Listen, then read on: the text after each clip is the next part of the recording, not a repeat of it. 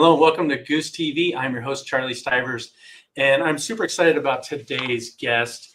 You know how everyone's kind of freaked out about some of the aspects of AI or artificial intelligence, primarily being, job losses or change, which we're all kind of freaked out about in some ways. But my guest today has a different twist on that and a better perspective that I think we need to be embracing in this digital economy. The second point I want to make is, as I've had other AI guests in the past, it's hard to call them experts.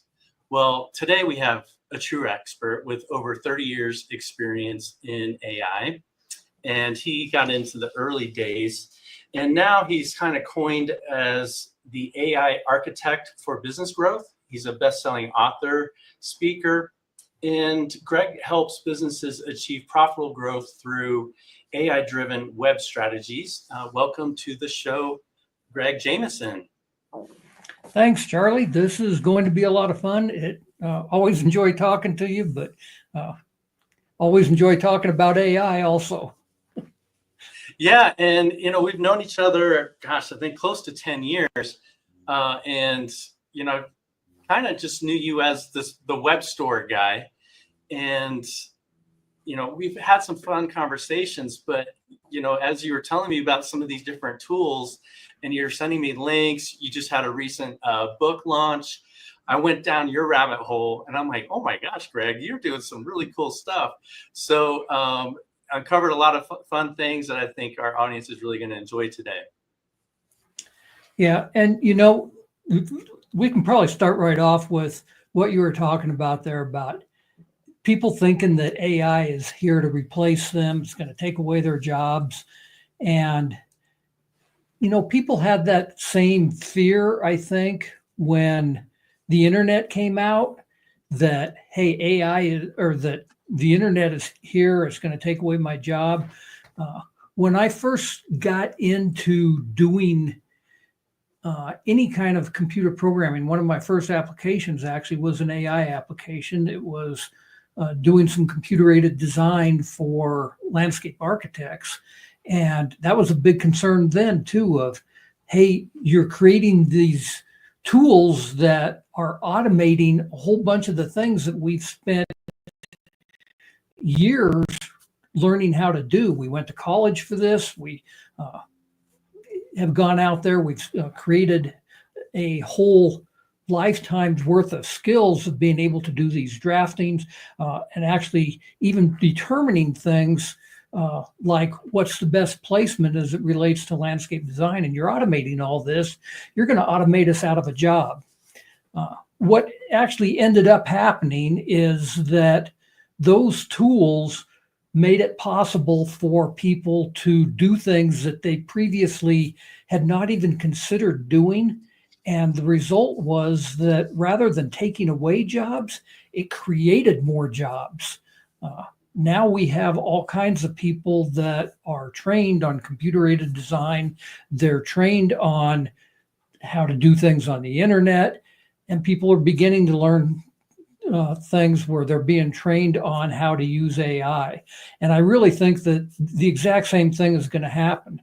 The big thing that we have to understand is that the jobs that AI is creating, they don't look anything like the jobs that they're replacing, which means that people need to get up to speed on AI and what new skills they need as a result of the fact that technology is continuing to change the world.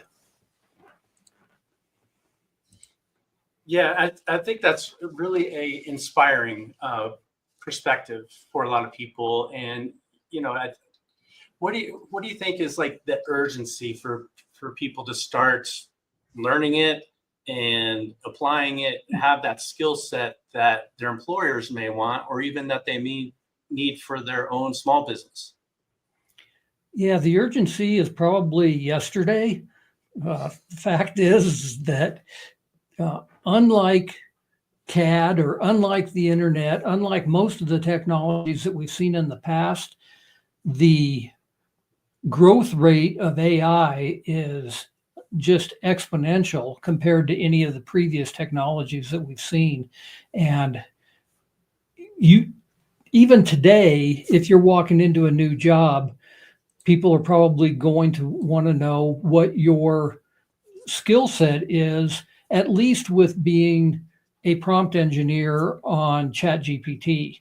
If you don't have that very basic skill set right now, you're already behind.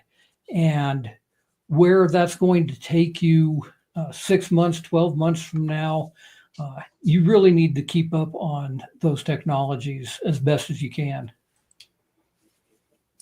Yeah, I'm taking notes, which, by the way, audience, I suggest you have a pen and paper ready, because I think we're going to get into some pretty cool tips and tricks, probably some links. And we're talking some high value information right here. So what are some of the practical ways that companies can use AI to increase their profitability rather than just automating tasks? Yeah, and that's a really good question. I think that there's some things that, I've worked, as you said, you knew me as the web stores guy. I've worked with a lot of e-commerce sites over the past couple decades. And some of the things that are pretty obvious to start with are, well, what about product descriptions? There are so many websites out there that it absolutely blows me away that to this day, somebody will put a product up for sale, whether it be on their own website, on eBay, whatever, and they will have a picture of their product. They may even have 2 or 3 pictures of their product. And then their product description is, this is a widget. It's like, yeah, no kidding. Can you tell me a little bit about it? The products that tend to sell the best are the ones that actually have a fair amount of copy attached to the products. They have the details of the products. They have the specifications of the products. People want to know that stuff. It may not be stuff that they read on a regular basis.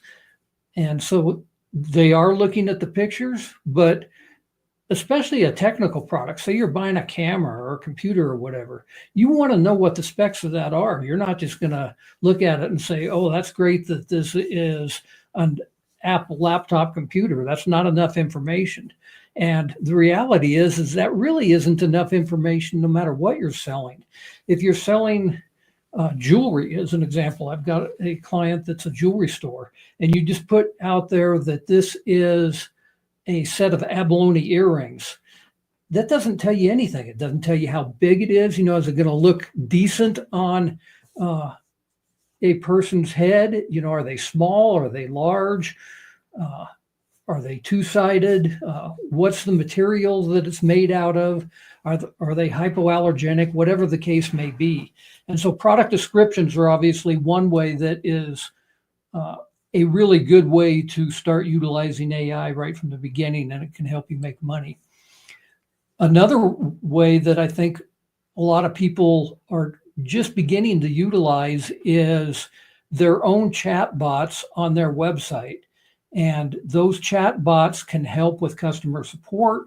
They can help with pre-sales questions. They can help with just about any type of question that the customer may have, as long as that chat bot has been trained on the material of the products that your customers, that your website offers.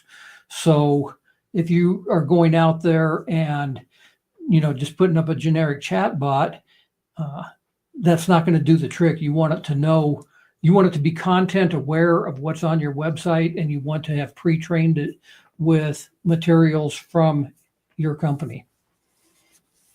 Yeah, I think chatbots are probably what everyone's most familiar with as far as AI goes. I remember those even during pandemic lockdowns and figuring that out. And now I think we're all used to like typing in questions or whatever the case may be, and then we ultimately all hit speak to an agent, speak to an agent. At least that's what I do. That's because, when those chatbots first came out, because I was programming those too back in like 2015 and through about 2018 or whatever. All of those were basically predetermined questions. And it's a lot like when you would call up on a phone too, that it would be a set of predetermined questions, press 1 for this, press 2 for that, or say, speak to a representative, whatever. So it was like, okay, I know how to answer these particular questions, and that's what I'm good at. If it's anything other than that, I'm going to take you back to the main menu. And that was good. That was a learning step.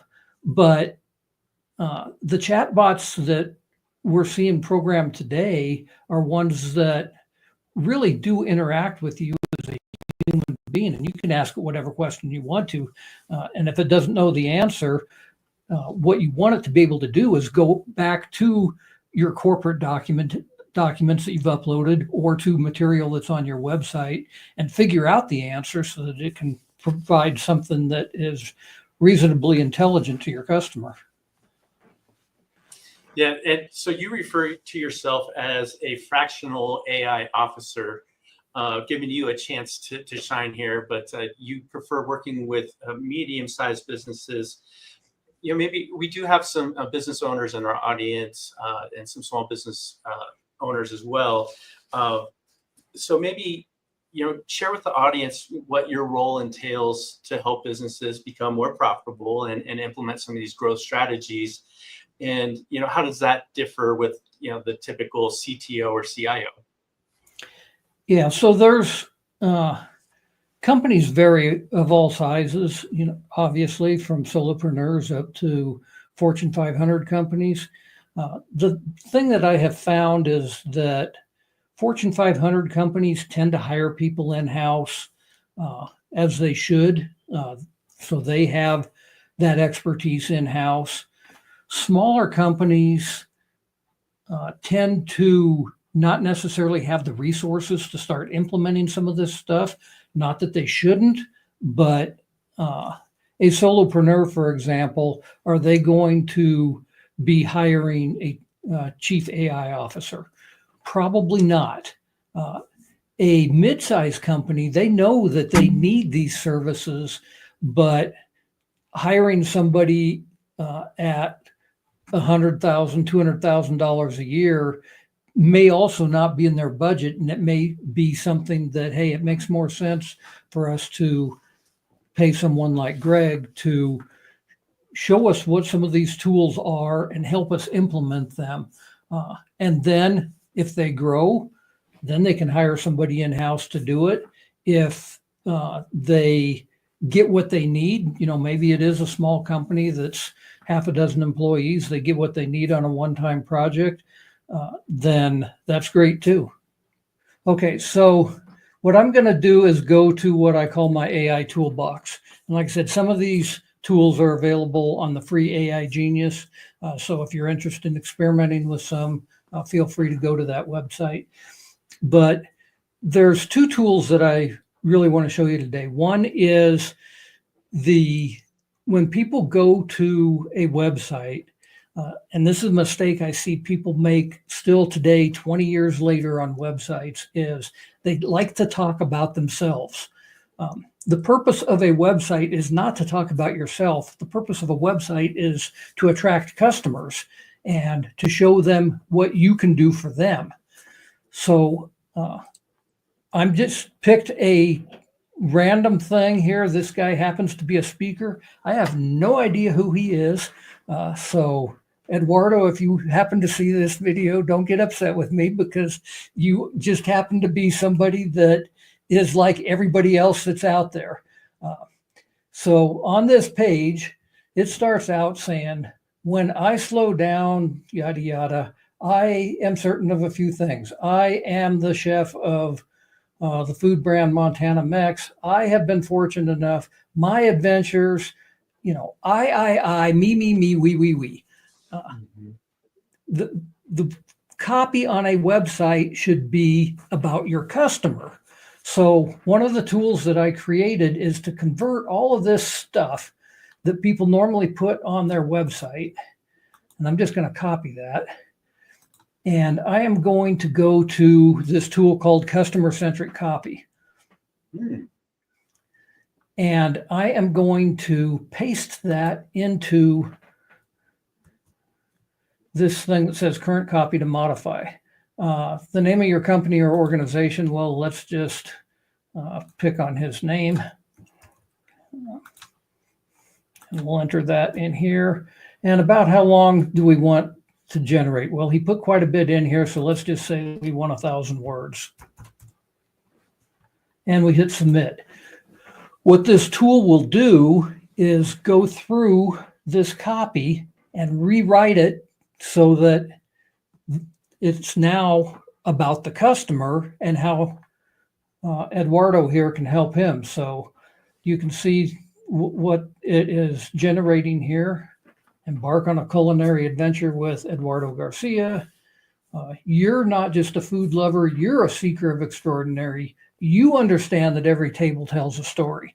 So we put this into a customer-centric point of view. And you can take that, you can now just grab all this copy here, whatever part of it you want, copy it out and put it into your website. And your website is probably going to read a whole lot better than it did before. That fast. Another tool along this same line here with web copy is to make AI text sound more human. One of the problems that if you use ChatGPT or almost any other AI generation tool out there is they tend to make things, the way that they word things sound like a robot. If you remember on Star Trek, The Next Generation, Data was always out there saying, I cannot do this.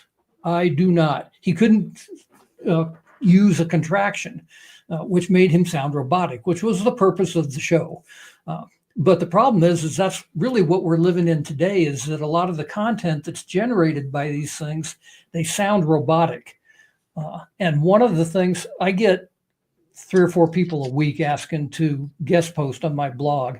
And I reject probably 2/3 of them because they all start out exactly like this one does. And I find this interesting. This is from Copysmith AI. So it's an AI generated tool that is doing this, and they put this on their own website. But so many of these blog posts that people want to guest post on my site start out in the ever evolving era of the digital landscape. And you're just like, okay, I know right where that came from.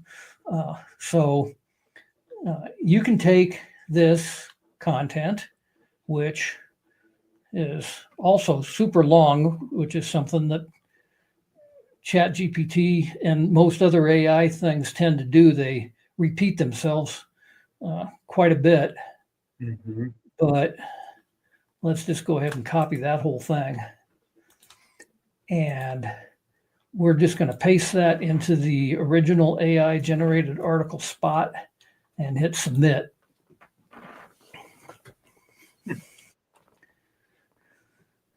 So same type of thing as what we saw with customer-centric copy. It now goes through and it rewrites this.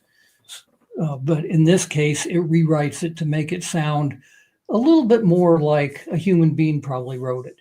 Is it perfect? Probably not. It's still being generated by AI, but still proofread it. With anything that you generate with AI, you always want to edit things. In fact, one of the big things that you always want to do is not take the first answer that AI ever gives you. It's an iterative process. The whole idea is it's a chat bot. And when it comes up with things, you want to say, hey, now consider this, or let's add this into it. People talk about writing a book in an hour with AI. Well, can you do that? Yeah, realistically, it's probably more like a day if you're doing it right, because you want to have this conversation with it and have it say, hey, now we need to change this. Now we need to do this. So this reads a whole lot better than the original did. It certainly doesn't start out with in the ever evolving digital landscape, but you know, take this, copy it, and do some editing yourself. And I think that that'll get you a long ways. So those are just obviously a couple of the tools that are in this tool set. You'll notice that there's, I've got tools in here for email and lead magnets and blog posts and social media, all this stuff going on here. Some of them may be more useful than others, you know, like doing a comic book dialogue may not be something that everybody wants to do, but certainly things, you know, like doing a proposal writer, that may be something for that can be really helpful for a lot of people. Some technical writing maybe too. And yeah, and one other aspect that I want to just touch base on without feeling like I'm totally dominating the conversation here. No, you're doing great. Is what is called AIO. Some people call it AISO for AI search optimization. But one of the things that we want to be aware of in our businesses today is that so many people are utilizing AI as their search engine now, rather than going to the traditional search engines like Google. They will go to ChatGPT and they will type in something.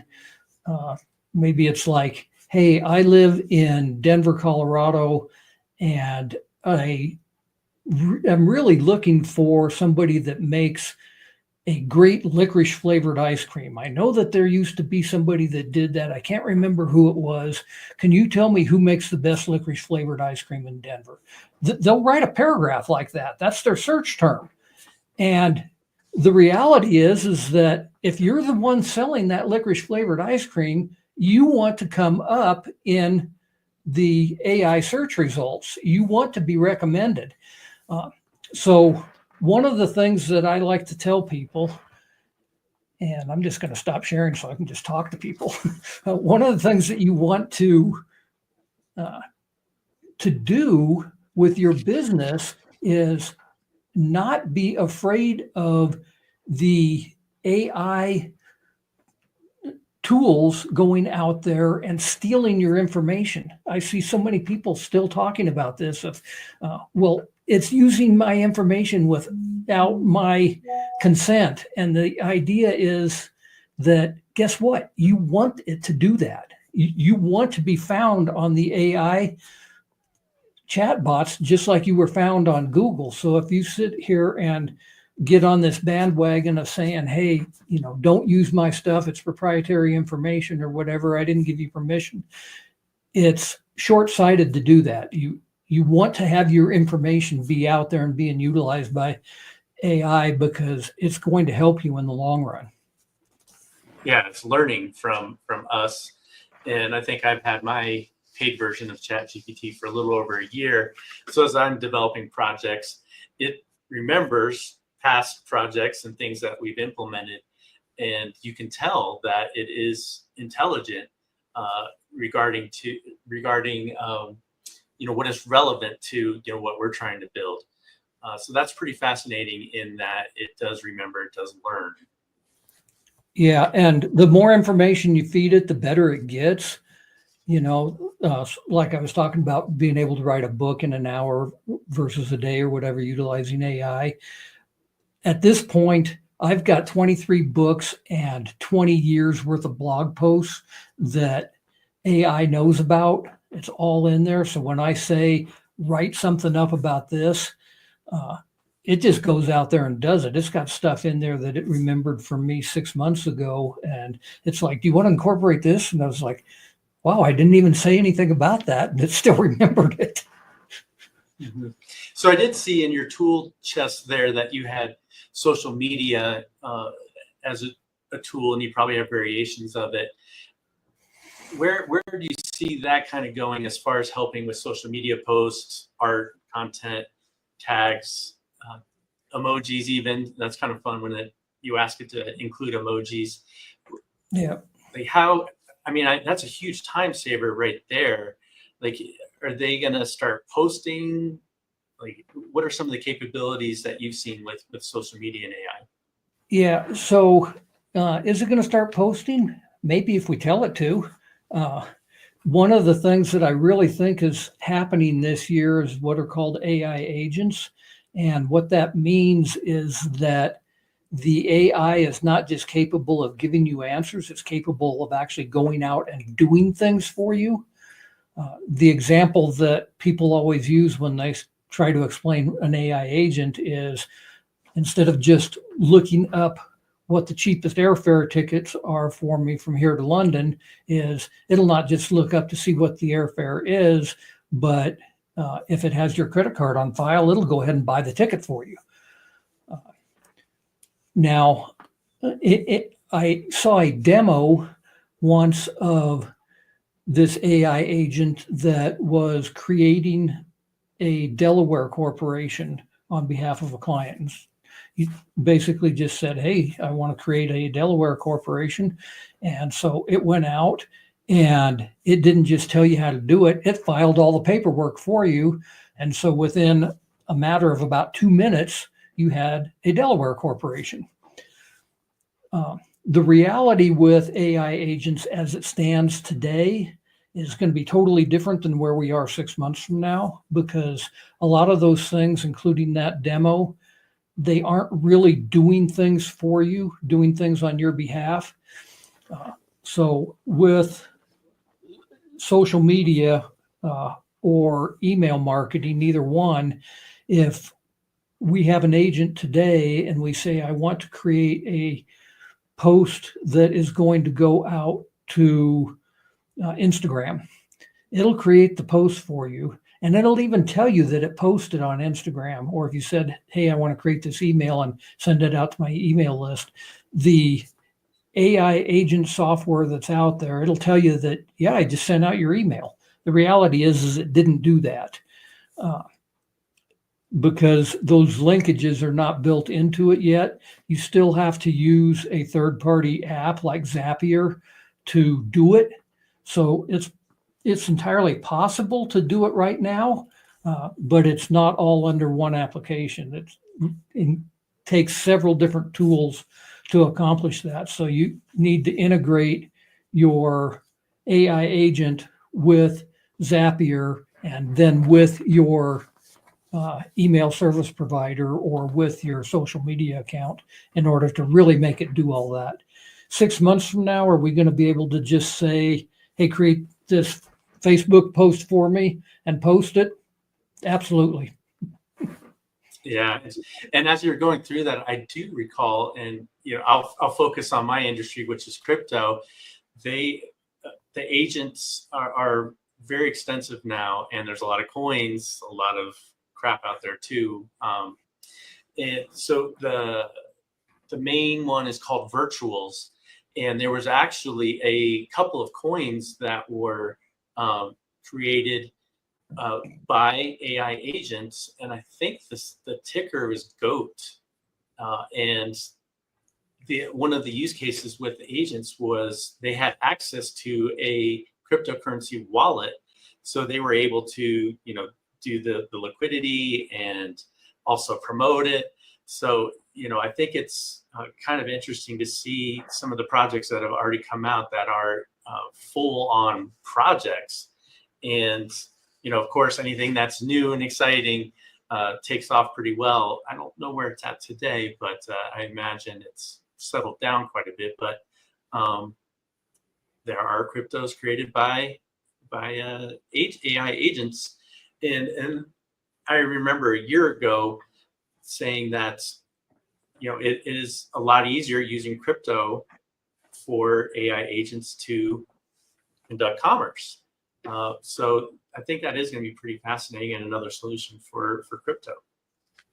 Yeah, I think that AI agents are going to be a really big thing this year, whether you're investing in crypto, whether you are trying to post things to social media or do email marketing, or whether you're trying to buy stuff online, just saying, hey, I'm looking for whatever, go out, tell me where it can be. And it's probably going to be an interactive process a little bit, just like the chatbot is now. You don't necessarily, let's say that you are shopping for a snow shovel, and you don't necessarily want the AI agent to go out there and just buy the snow shovel for you. You want it to show you, hey, here are 4 different sites that each have this particular snow shovel that you're looking at.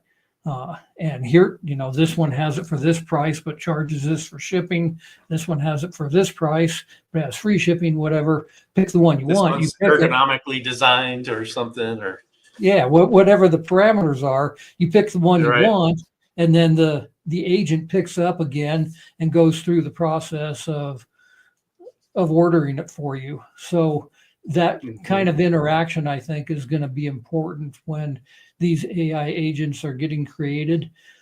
But that's clearly one of the next waves of AI, is for us to be able to have that type of capability. That it's just started this last year, and it looks like it's taken off for 2025.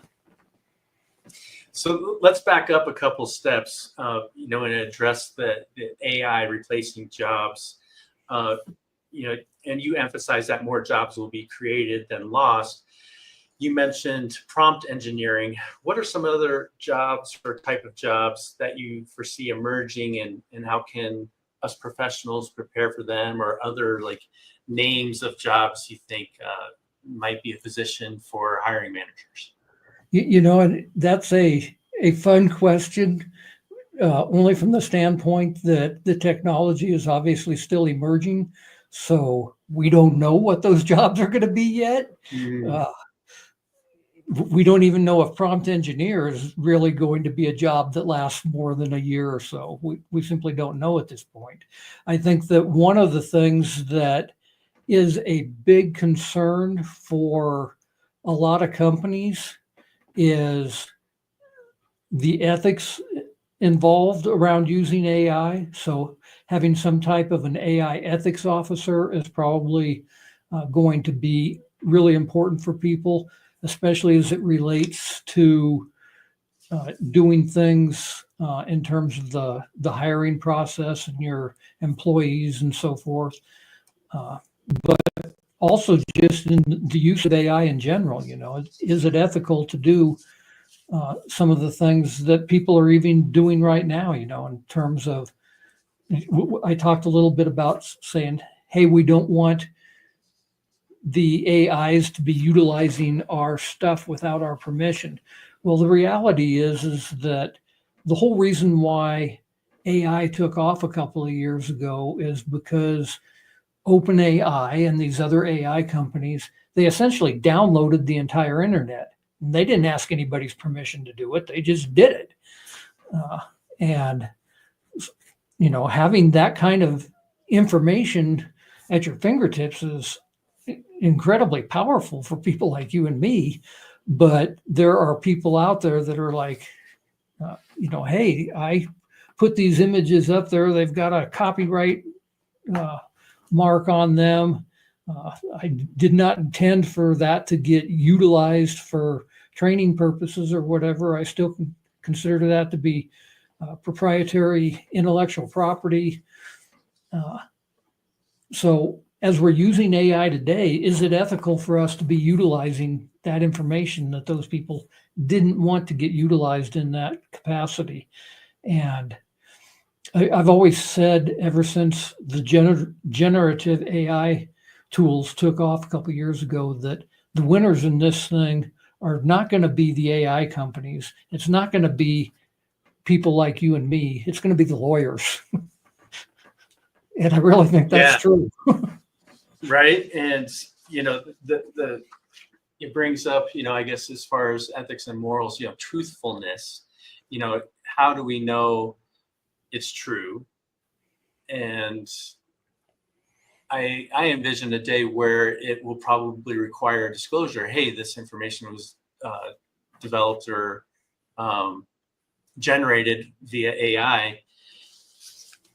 Like, do you think that's going to be a thing where, instead of like a copyright or a trademark, it'll say A AI disclaimer. generated? Mhm. Yeah, I quite honestly, I think it's probably not a bad idea to do that now. Uh, there's some things like I was showing you with the AI generated copy where it's kind of easy to spot, but there are other things where it's not necessarily easy to spot. I know that when you put a book up on Amazon now, that they ask you 3 or 4 questions about, was this generated by AI? Did you use it a lot or a little bit? Did you use it just for the text? Did you use it for the cover graphics, whatever?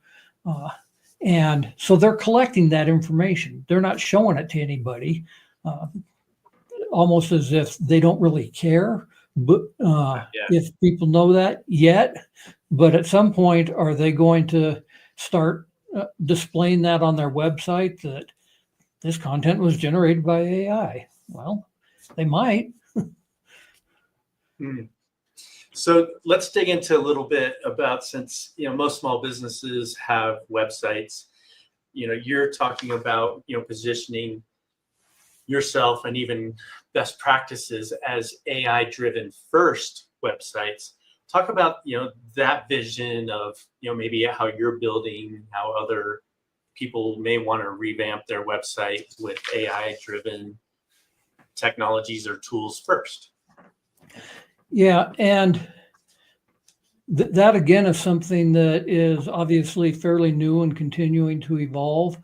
But one of the things that we have seen over the past few years is that Google has changed their algorithm a number of different times, where they started out having things in there that they were looking at like a meta description for your website. They ignore it now. The whole idea of keyword stuffing that we saw 10 years ago has obviously disappeared, because Google now takes a look at things and looks at a number of other factors as it relates to, hey, this is the page that I want to show on the first page of the search results. Websites today that talk to human beings rather than talking to search engines are definitely something that is making your website be AI first friendly. It ties in a lot with the AI search optimization that we were talking about, because I really think that Google as we know it today, it's not going to go away quickly. It may not even go away ever in our lifetime, but it is certainly going to change, because people, they no longer need to worry about the technical aspects of things like keywords. The language models that are out there, they prefer human input as opposed to programming input.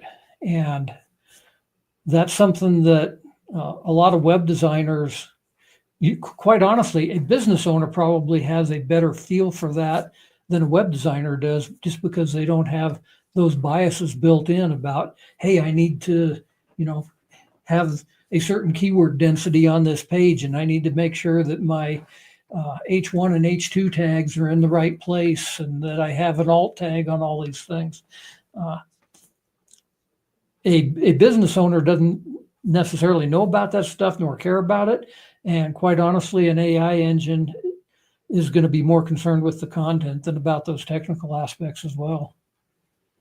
Yeah, I'm glad you brought this up, because I was also thinking, as we're kind of going away from the typical SEO, maybe they'll weigh things better for possible engagement, like how you word things, or want a response, or want it to be shared.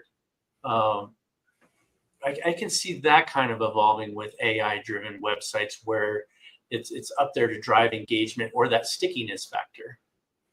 Yeah, and I think that if you actually have some AI tools on your website, like perhaps a content-aware AI chatbot, or maybe you've got, and I'm Free not even thinking tool. of enough, but you've got these tools on your website that are AI tools.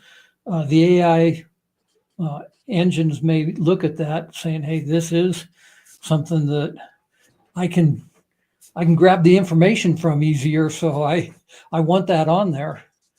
Hey, one of my AI buddies on another website's got this tool available. yeah, it's and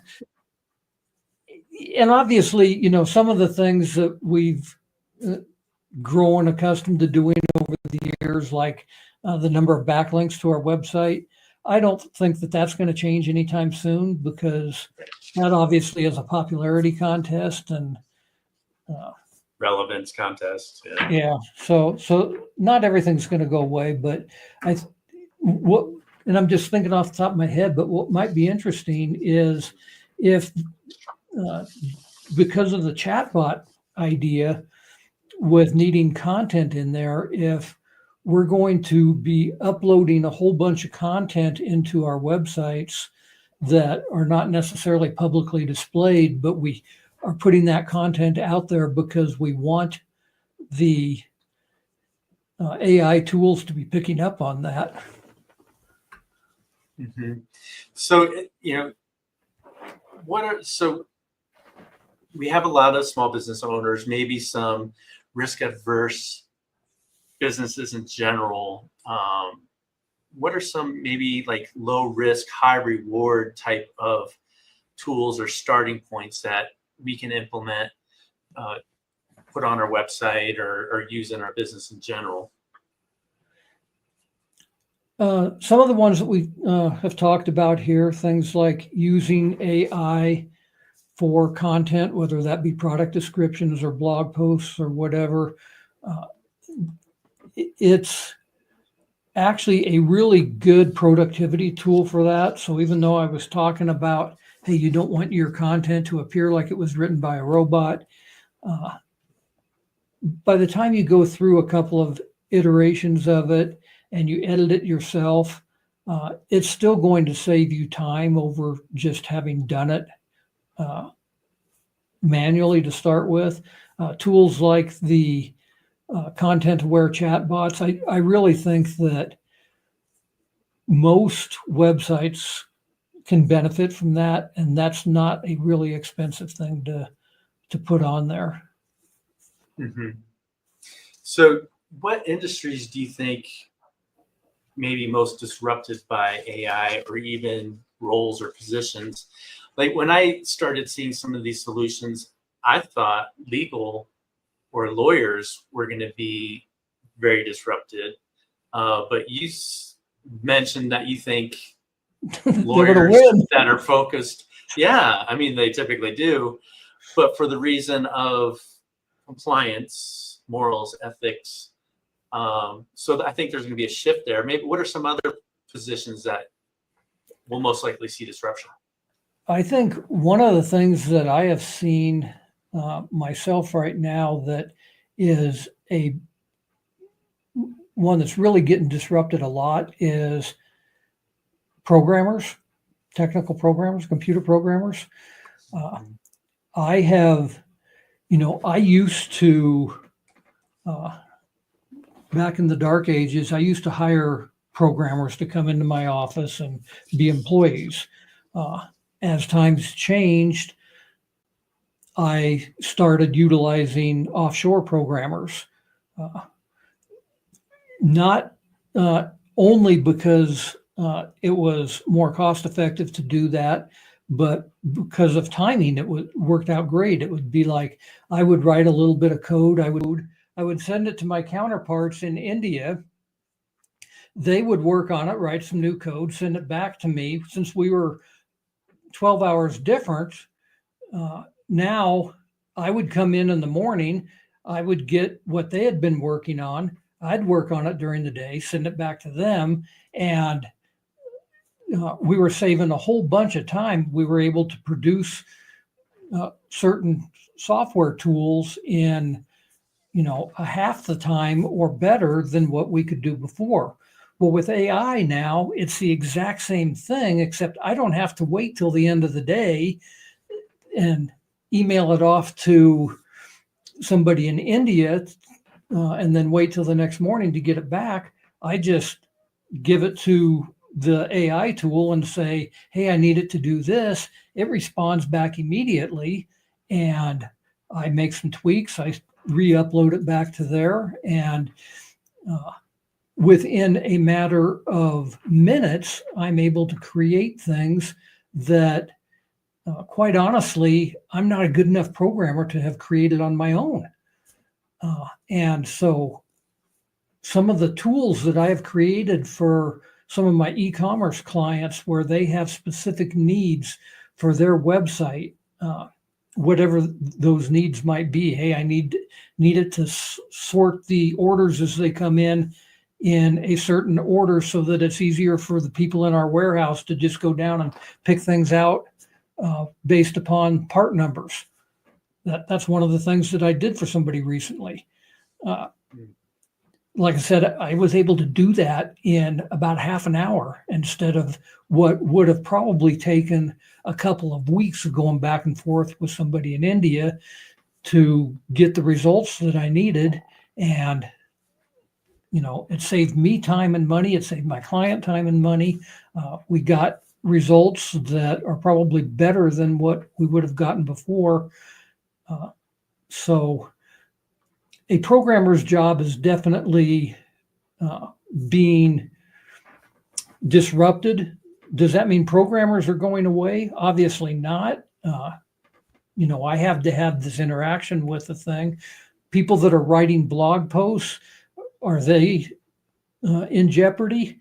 No, they've got to go back and forth with this iterations with the AI tools, edit the thing. But is it being disrupted? Is the job changing? Absolutely. Graphic artists, same way. The tools are decent that are coming out now. Video editing tools, those are getting better by the day. Does that mean that those jobs are going away? No, but it definitely does mean they're being disrupted, and you've got some new things that you've got to learn. Mm-hmm. Probably true for lawyers too. Yeah, that'll evolve. And that's my perspective, is this is all going to evolve. The premise of our show is preparing for the digital economy. So, I feel like I'm a futurist. That's why I'm in crypto. That's why I love having guests like you. And so if you put on your visionary goggles, where do you see us 5-10 years down the road? And one of the things I want to bring up is my perspective first is I see AI companions being a big part. And if there's a gamification in there, if you think of it as a game and we're creating our companion avatar, and then we're adding a skin or a power pack, so to speak, with other little widgets that we want to add to our companion. That's kind of one of my ideas. What's kind of your take on where you see this going? You saying that HeyGen has an app out there that it's really kind of in early stages, but the idea is that it creates an avatar view. So you upload a photograph or 30 seconds of video of you upload your voice, and then you also upload a whole bunch of documentation about the project that you happen to be working on and where you stand on it. So this avatar is now able to replicate you, and you can have it go into a Zoom meeting and take your place. So now, and you can't do this yet, but you ask where it's going. The idea is okay, what if I have 20 avatars and I'm working on 20 projects, and therefore there's 20 of me in 20 different Zoom calls all at the same time, knowing the information that I know and interacting as me.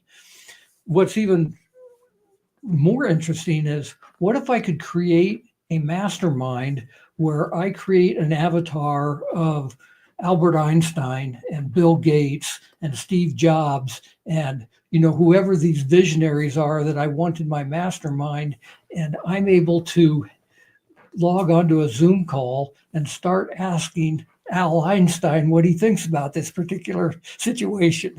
That'd be really cool. It would actually. Yeah, man. All right. So part of the 10-year down the road vision, let's talk specifically e-commerce, business automation, and even customer service. Where do you kind of see AI fitting into those sectors?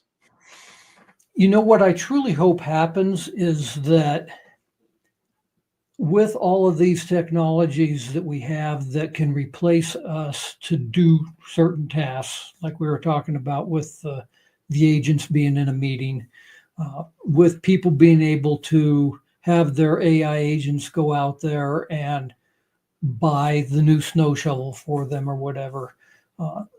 We've automated all this stuff, which frees us up as human beings to be human beings rather than human doings.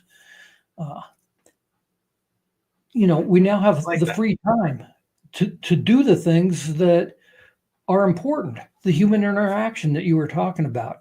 You and I can go out and get together for a beer once a week, which we don't have time to do right now. And I really hope that that's the direction that we go with this, is that the tools free us up to be more of who we are, rather than just taking away jobs and making us all miserable. I love that. That's great. That's like a more comforting perspective than I think a lot of people are, already judging AI as. So cool. Thank you for that. So, we've seen some different tech revolutions, evolutions.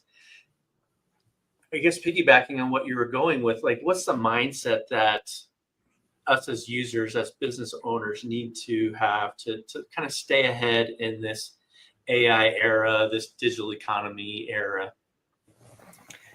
I think that, one of the things that I tell people frequently is that if we view AI as something that is to be feared, then we're going to be fearful of it. If we view it as something that is a tool that can kind of escalate us to the next level, we're going to be inspired by it. And I really think that as business owners, that's the attitude that we need to take, is how can I be inspired by all of this new technology that's being made available to us?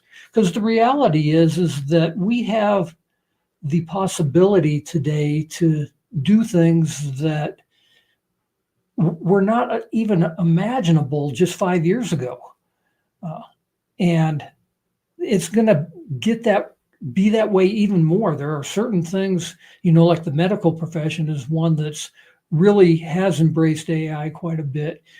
Is that going to do things like start curing cancer, curing diabetes or whatever?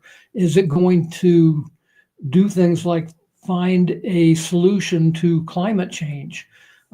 I think that those are real possibilities. And as business owners, we really need to embrace that abundance mindset rather than having a bunch of limiting beliefs. Do you have some things that are free on your website? You obviously you can make an offer to. We have gregsfreegift.com.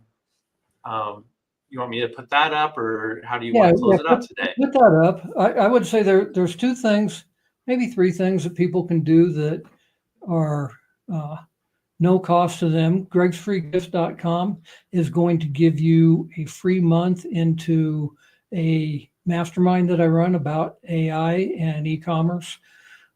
So feel free to go there. On the gregjameson.com website, there is a offer for a free book on the ethical use of AI. Right there on the home page, you can also take an assessment to kind of see where your company is right now in terms of being able to implement AI. And then you mentioned the free AI Genius earlier as well. So all of those are free options. One thing about it, I'm pretty easy to find on the internet. As somebody that's been out there this long, the internet's able to find me. Even ChatGPT is able to find me. The only thing What's is, the name of your book that you just released? the newest one is Ethical AI. The one right before that is called AI Advantage. 7 Simple Hacks to Stay Ahead in the Digital Age. So those are the two latest ones. So like I said, I'm pretty easy to find. There actually is a guy over in England with my name. That's not me. But like I said, You're in Colorado. I am in Colorado. I am your neighbor. Well, yes.